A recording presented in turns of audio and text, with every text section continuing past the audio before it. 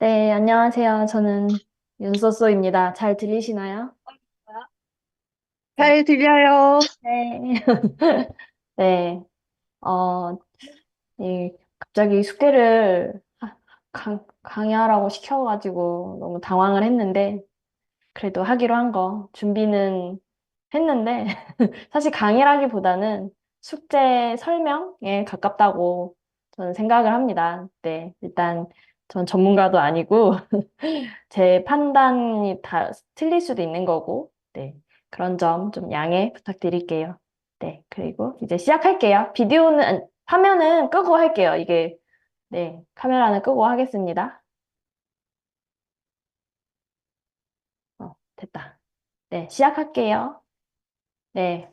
저는 2024년 서울 중위권 아파트 분석이 주제입니다. 네. 목차는 거의 무멘토님이 정해주셨어요. 이렇게 그래서 이런 식으로 진행을 네, 준비했습니다. 그리고 이 이 순서는 서울 구별 인구수 순위로 했어요. 그래서 25개 구에서 송파구부터 중랑구까지 한 달에 2개 구씩 진행을 했습니다. 일단 네. 아하, 감사합니다. 조사 방법은 저는 이제 중저가라고 이제 제목은 돼 있는데 중위 매매 가격 기준으로 조사를 했어요. 보통 부동산 통계 정보 시스템을 통해서 접속을 하면 이런 화면이 나오는데 이렇게 들어가면 중간중간 이렇게 들어가는 그런 메뉴가 많아져서 저는 그렇게는 안 하고 네, 부동산 통계 뷰어로 검색을 해서 바로 들어갑니다. 그리고 조사를 할 때는 왜 그런지 모르겠는데, 아파트 대상을 먼저 선택을 해야 이 지역을 시군구별로 이 셀렉트 박스가 선택이 되더라고요. 그래서 중위 매매 가격을 조사할 때 이 전국 주택 강역 동향 조사에서 이렇게 월간 동향 아파트 매매 가격, 중위 매매 가격을 하는데 이게 아파트가 선택이 안 돼 있으면 시군구별이 안 나와서 저는 아파트를 선택한 다음에 클릭을 했고, 그 다음에 이제 제가 원하는 지역을 체크를 해서 네, 진행을 했습니다. 그리고 기간은 위에서 범위를 지정을 하시면 됩니다. 그리고 또 다른 거래량 거래 가격은 서울 부동산 정보 광장을 통해서 또 찾았고요. 또 다른 거는 아파트 투미의 실거래 월별 표를 활용을 했습니다. 조사 대상은 상반기 조사는 인구수 1위에서 12위 지역, 네, 입니다. 그리고 조사 대상 단지는 제가 6개월 동안 한 거가 이제 24개 아파트예요.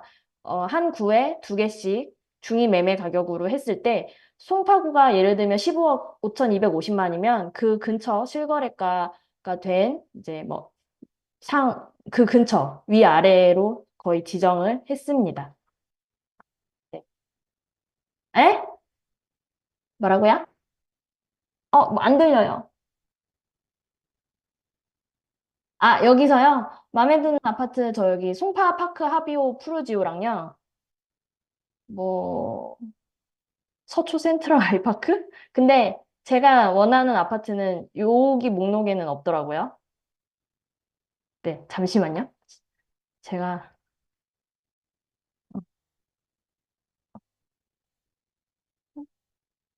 안 돼. 잠시만요. 죄송합니다. 제가 스팟 마우스를 킬게요. 이걸 켜야 더 잘 보일 것 같아서. 네, 다시 진행을 하겠습니다. 네, 그래서 송파구부터 중랑구구 순서로 했고, 이게 가격 순이 아니라 인구수 순서로 나래비 세운 거라서 가격은 들쑥날쑥하게 보일 겁니다. 진행할게요. 이제 송파구는 중위 매매 가격이 15억 5,250만이에요. 그 당시에 1월이었으니까 그 가격보다 살짝 높은 위례 아이파크 1차랑 그 아래에 있는 송파파크 하비오 푸르지오 2개를 조사를 했었고요. 위례 아이파크 1차는 위례 신도시이지만 이제 송파구 위례여서 이때는 막 처음이라 막 이것저것 다 담고 싶어서 이렇게 캡처를 했는데 그 다음에는 넣지 않았어요. 그리고 KB 부동산에 들어가서 KB 시세. 왜냐면 대출 계산이랑 취득세 계산 뭐 이런 거 해야 되니까 저는 KB 부동산의 실거래가, 네, KB 시세랑 같이 확인을 했었습니다. 그리고 두 번째는 송파 파크 하비오 푸르지오인데, 이게 장지역 거의 초역세권이더라고요. 그래서 마음에 드는 아파트가 있었냐고 아까 물으셨을 때, 저는 송파 파크 하비오 푸르지오 단지를 몰랐어요. 근데 이걸 조사하면서 알게 됐는데, 저는 이 단지가 꽤 괜찮더라고요. 네. 그리고 강서구. 두 번째 인구수는 강서구인데, 7억 1,850만 원이었어요. 근데 그 마곡 우린필류랑 현대아파트였거든요. 근데 순위가 굉장히 30위대로 좀 뒤에 있었어요. 그래서 이런 것도 그냥 생각하면서 조사를 했던 것 같아요. 그리고 마곡 우린필류는 사실 잘 모르는 아파트였어요. 그리고 신방화역에서 역세권도 아니고 이런 단지가 있구나 정도로 알고 조사를 했던 것 같아요. 그리고 등촌 현대 1차 아파트는 한계동 아파트인데, 나홀로 아파트인데, 오히려 이제 증미역이나 가양역에 버스를 타고 이동하기 수월하다고 하더라고요. 그래서 저는 역세권을 좋아하는데, 아까 나왔던 우린필류 단지보다는 이런 단지가 더 낫지 않나라고 그냥 생각만 했었습니다. 네, 강서구에서 마음에 드는 단지는 없었고요. 네, 그 다음에 이제 세 번째가 강남이었어요. 강남구는 지능 아파트랑 역삼 럭키 아파트를 조사했는데 중위 매매 가격이 이제 강남구다 보니까 꽤 높았어요. 20억 7,500만 원. 그러면 근데 이제 지능 아파트는 제가 처음 안 아파트인데 같은 지능 아파트인데 청담 지능이랑 삼성 지능으로 나눠서 부르더라고요. 그래서 이건 좀 신기했었는데 이 고등학교 때문인지 삼성 지능 아파트가 가격이 좀 더 높았어요. 이거는 네, 정확한 그런 판단은 아니고 그냥 추측을 해봤습니다. 네, KB 시세도 이렇게 찾아서 그때 대출을 찾아봤지만 어차피 투기 지역이라 네, 저는 대상이 되지 않아서 그냥 넘겼던 기억이 납니다. 그리고 역삼 럭키 아파트는 굉장히 오래된 아파트인데 저 여기 임장 가봤었거든요. 근데 생각보다 나쁘지 않아서 그냥 괜찮구나라고 생각한 정도. 네. 그리고 여기 네. 어쨌건 대치동 학군 쪽으로 이렇게 학생들이 다니니까 괜찮다고 생각한 것 같아요. 많이 낡았지만. 그리고 노원구. 노원구는 이제 훅 낮아지죠. 5억 8천만 원이 중위 매매 가격이에요. 그래서 중앙하이츠랑 삼익 아파트 두 개입니다. 중앙하이츠는 상계역 근처인데 그래도 이 그 호갱노노 같은 댓글 보니까 학교 가깝고 뭐 역 가까워서 나쁘지 않다 이런 평이 있더라고요. 27년 차로 굉장히 오래된 아파트입니다. 그리고 삼익 아파트는 태릉입구역 6호선과 7호선 태릉입구역 그 두 개의 더블 역세권이고 천 가깝고 동부간선도로 가깝고 그래서 뭐 거주하는 사람들은 만족하다고 하는데 세대수가 적은 게 좀 아쉬웠어요. 그리고 관악구. 관악구는 제 생각보다는 조금 높았어요. 그 이유가 이제 아무래도 강남이나 여의도가 가까우니까 뭐 구디 가디에도 가깝고 그래서 훨씬 뭐 노원구보다 훨씬 뭐 이런 구로구보다 훨씬 높지 않나 생각을 해봤습니다. 성현 동아 아파트랑 신림 푸르지오 2차로 조사했고요. 신림 푸르지오 2차는 되게 산 끝자락에 있었어요. 그래서 18년 차로 뭐 그렇게 아주 오래된 건 아니지만 너무 산 끝에 있어서 네, 음, 마음에 드는 단지는 아니었어요. 그리고 성현동화 아파트는 이게 숭실대 입구역이랑 서울대 입구역 그 중간에 있는데 여기 도로가 굉장히 넓어요. 상도로. 그래서 제가 이 근처에서 살았었는데 저는 오히려 이 성현동화 아파트가 훨씬 괜찮다고 생각을 했었어요. 그래서 네. 그리고 은평구. 은평구는 7억 1,550만 원으로 네. 질문 네, 편하게 해주세요. 백년산 힐스테이트 1차랑 녹번 대림 아파트입니다. 백년산 힐스테이트 1차 아파트는 이 은평구에 힐스테이트 타운이 있어요. 그래서 이 중에 하나인 곳이고 그렇게 14년 차, 그렇게 오래되지 않은 네, 아파트입니다. 그리고 녹번동 대림은 굉장히 오래됐어요. 32년 차. 근데 이 주변이 다 신축이거든요. 다 재개발돼서. 그래서 가격 방어가 되는 게 아닌가. 녹번역에서 가깝기도 하고 그렇게 생각을 했습니다. 그리고 이제 강동구는 훨씬 이제 높았어요. 8억 8,600만 원. 명일 GS, 여기 26년 차 아파트인데 명일역에서 가깝더라고요. 그래서 이 왜 이렇게 나눠져 있는지는 궁금하긴 했는데 거기까지는 제가 깊이 알아보지는 않았고, 네, 명일 GS랑 둔촌현대 4차. 여기는 이제 학교가 가까워서 사람들이 선호한다고 호객노노 댓글에 적혀 있더라고요. 생각보다 강동구 시세가 중위 매매 가격이 높다라는 생각을 하면서 조사를 했었어요. 그리고 이제 양천구. 양천구는 훨씬 높았습니다. 11억 2,550만 원. 목동 롯데캐슬 마에스트로랑 목동 센트럴 아이파크 위브 두 개 단지를 조사됐고요. 목동 롯데캐슬 마에스트로는 6년 차밖에 되지 않은 거의 뭐 준신축이었어요. 등촌역에서 멀다고 하면 멀 수 있는데 그래도 그 호객로는 보면 사람들은 잘 걸어 다닌다고 하더라고요. 그리고 여기 같은 목동 롯데캐슬 위너 아파트랑 거의 붙어 있어서 뭐 말로는 한 단지처럼 된다라고 하는데 그거는 아닌 것 같고, 네. 그래서 이 목동 롯데캐슬 마에스트로도 저는 괜찮다고 생각을 했어요. 9호선이 가까워서. 그리고 목동 학원가로 당연히 아이들이 학교도 아니 학원도 뭐 차 타고 다니고 라이딩도 부모님이 쉽게 한다고 적혀 있더라고요. 그리고 목동 센트럴 아이파크 위브. 근데 여기는 신월동인데 이름이 네, 목동을 붙였어요. 그래가지고 좀 네, 특이하네. 그냥 근데 엄청 대단지예요. 3045세대. 그래서 이런 그리고 학교가 가운데 있고 뒤에 산책할 수 있는 산이 있고 이런 거는 괜찮아 보인다라고 생각을 했었던 것 같아요. 그리고 성북구. 성북구는 생각보다 좀 낮았어요. 그리고 중위 매매 가격이 52, 51위 때 분포가 돼 있는 거예요. 그래서 제가 조사를 해서 느낀 거는 중위 매매 가격 되게 분포가 두껍다, 아니, 두텁다라는 생각을 하면서 조사를 했었던 것 같아요. 그 정릉 힐스테이트 1차와 근데 여기는 어 역에서 이렇게 가깝다고 할 수는 없어서 그냥 네 이런 곳이구나라고 생각을 했었고 정릉 이편한 세상 1차 여기도 뭐 이렇게 완전 초록색거는 아니지만 그래도 나쁘지 않다 뭐 이렇게 생각을 하면서 조사를 했었던 것 같아요. 저 이편한 세상 브랜드 좋아하는데 여긴 그냥 뭐 그래도 넘겼던 것 같아요. 제 선호 단지 두 개는 아니었어요. 그리고 이제 서초구는 서초 센트럴 아이파크랑 강변 아파트 두 개가 이제 나와 있었습니다. 19억 4,650만 원이고요. 서초 센트럴 아이파크는 남부터미널역에서 걸어가도 이렇게 충분하다고 저는 생각을 했는데 서울 교대랑도 가깝고요. 근데 그렇게 세대수가 많지는 않았어요. 318세대.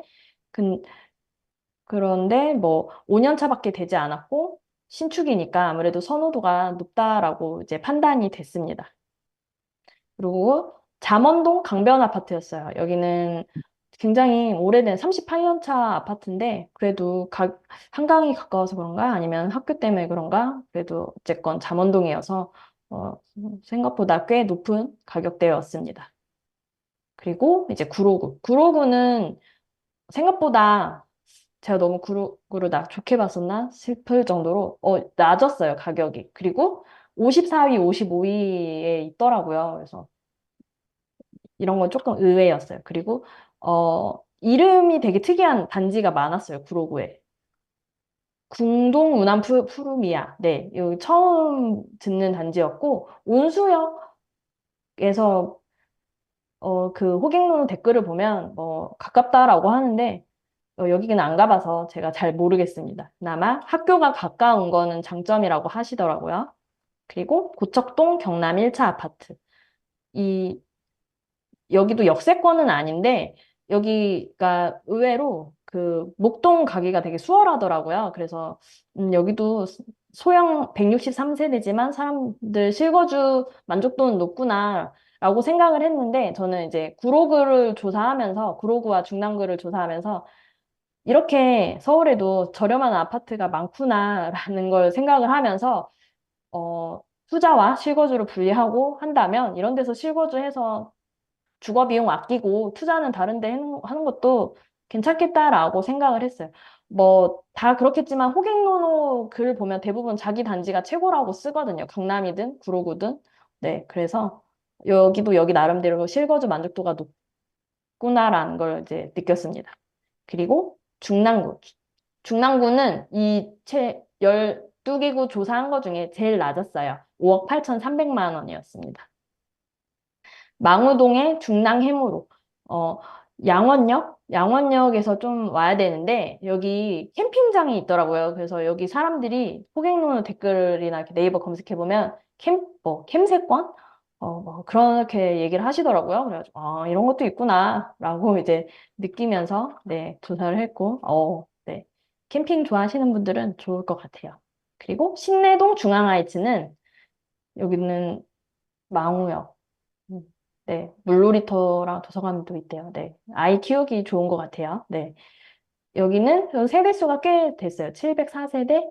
그래서 이렇게 나쁘지 않구나. 이 가격대 정말 만약에 강북권에 회사가 있다면 뭐이 가격으로 집 30평대 사는 것도 나쁘지 않구나라는 생각을 하면서 찾아봤던 단지였어요. 네. 이렇게 해서 그 아파트는 그냥 간단하게 그냥 수루로 그냥 넘겼어요. 왜냐면 어차피 제 포스팅에 다 있으니까 그런 건 됐고, 이제 제가 조사했던 건 송파구부터 이제 중랑구까지 각 한 달에 2개구씩 했다 보니까 실거래가랑 지금 6월 기준 최근 실거래가를 비교를 해봤어요. 그때 여기서 보면 미래 아이파크 1차는 그 당시 1월 조사할 때 15억 7천이었는데 최근 실거래가가 없어요. 거래 없음이란 얘기는 이 15억 7천이 마지막 거래라는 걸 의미합니다. 그리고 송파 파크 하비오 푸르지오는 생각보다 많이 올랐더라고요. 14억 7천이었는데 지금은 16억 4천이고요.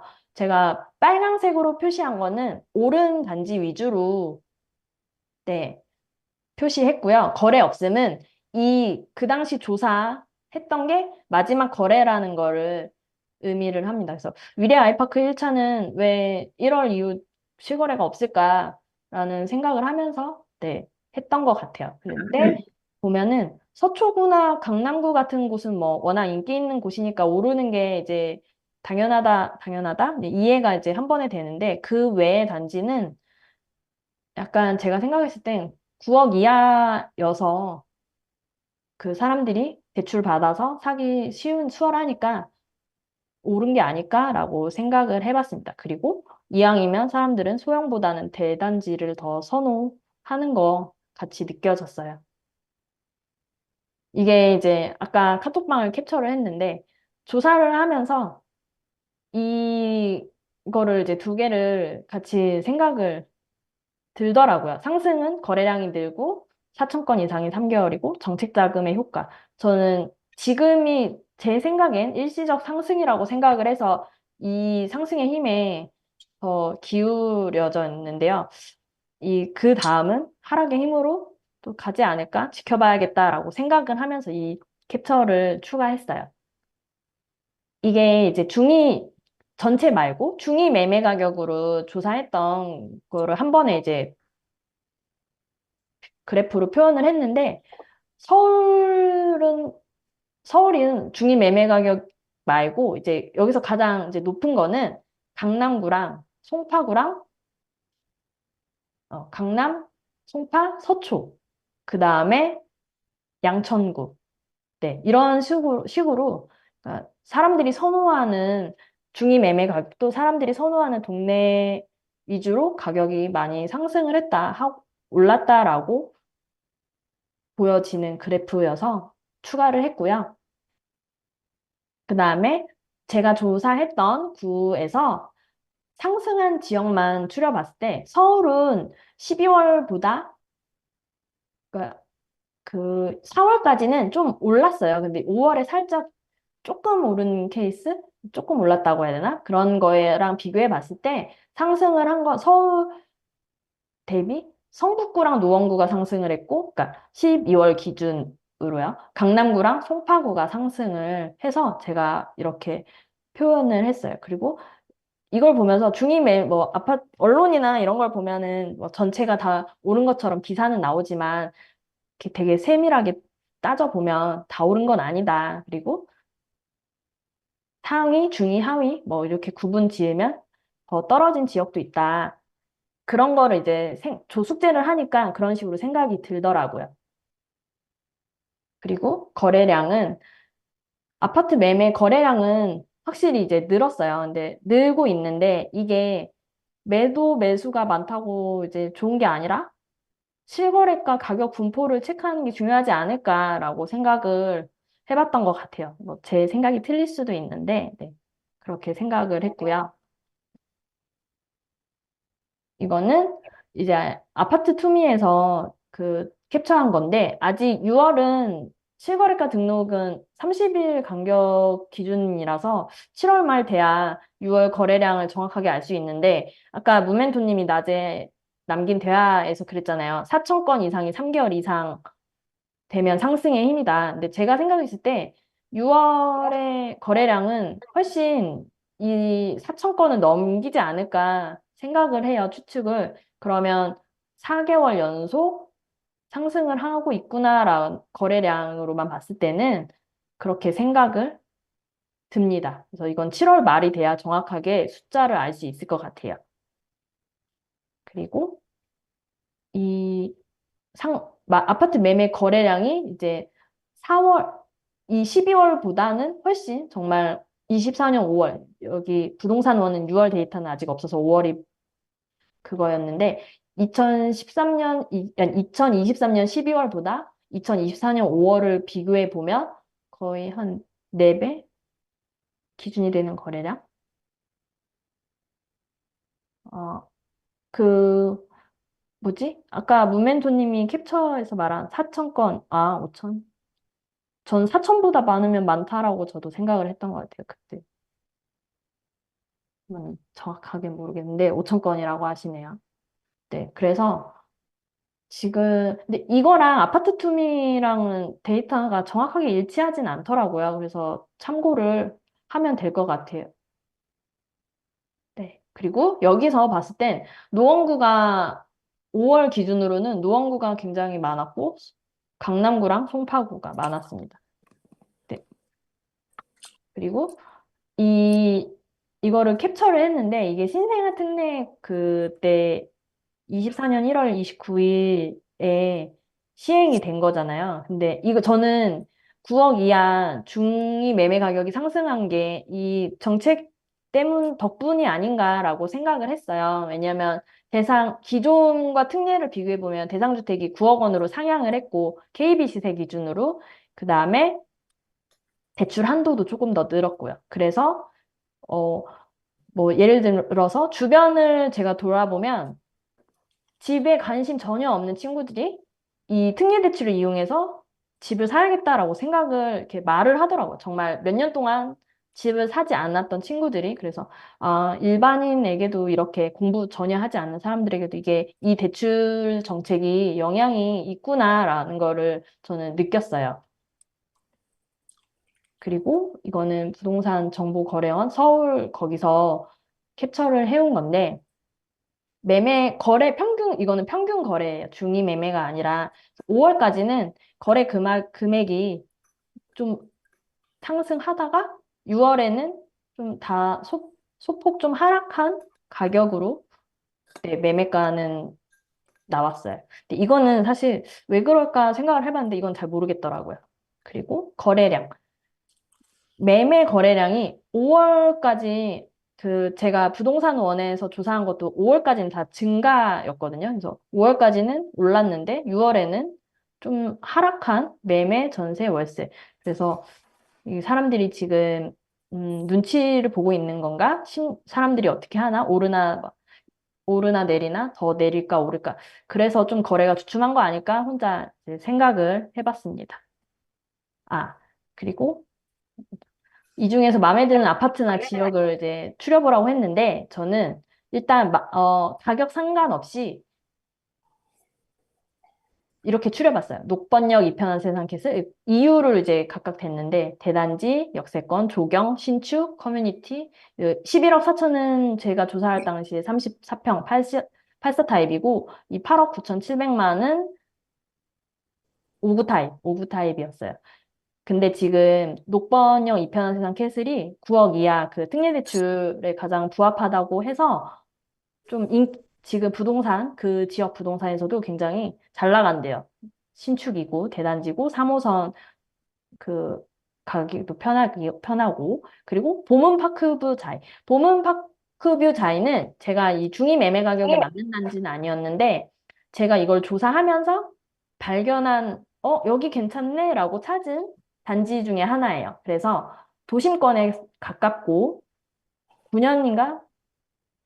8년 정도 된 준신축이고, 브랜드의 커뮤니티 유닛, 뭐, 저는 이제 실제 지금 84 타입 신축에 살고 있는데, 저는 84가 이제 저희 둘이 살기엔 너무 큰 거예요. 방도 너무 많고. 근데 또 5구는 또 작아서 싫고. 그래서 저는 29평을 선호하거든요. 근데 여기 딱 29평이 있는 거예요. 가격대도 괜찮고. 그래서, 픽했던 단지 중에 하나였고, 그리고 레미안 기름 센터피스는 제가 레미안이라는 브랜드를 굉장히 좋아해요. 그냥 희망하는. 왜냐하면 조식을 주고 삼성물산에 대한 신뢰도가 굉장히 높기 때문에 저는 현재도 이렇게 대단 1군 브랜드에 살고 있긴 한데 제가 살고 있는 브랜드보다 저는 레미안에 살고 싶은 마음이 있습니다. 그래서 여기가 25평이 9억 9,500이더라고요. 그래서 이것도 괜찮다라고 이제 했고 송파 파크 하비오 푸르지오는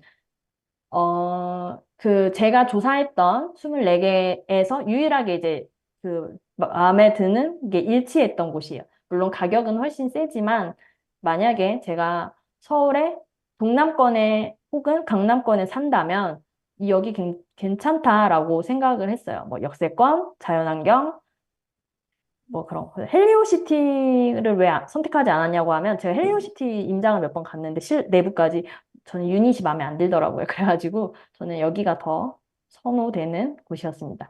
그리고 이편한 세상 서울대 입구 1차 여기도 괜찮다라고 생각을 했었고 그다음에 강동구에서 마음에 드는 단지는 다른 거는 딱히 안 땡겼는데 그냥 여기 분양권 강동 밀레니얼 중흥 S클래스 곧 입주가 이제 다가오는 그냥 여기 신축이고 역세권이어서 마음에 든다고 생각을 했고, 그다음에 목동 센트럴 푸르지오는 오목교역에 있는 건데, 그냥 목동이 신축이 별로 없잖아요. 그 핫한 동네 근처에. 근데 얘는 가깝고, 물론 가격은 훨씬 세지만 그냥 마음에 드는 단지로 그냥 추려봤고요.